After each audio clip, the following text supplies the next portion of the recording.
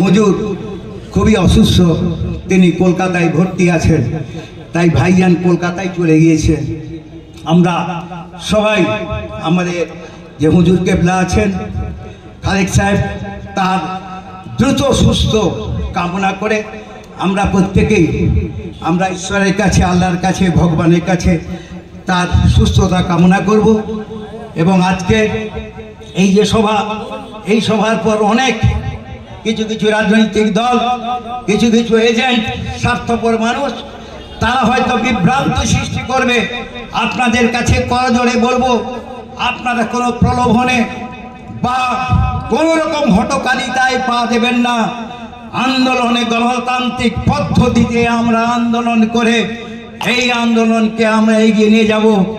তাই সবাইকে পুনরায় আমার আন্তরিক অভিনন্দন, শুভেচ্ছা এবং সালাম জানিয়ে আজকে আমার বক্তব্যে দিতাম।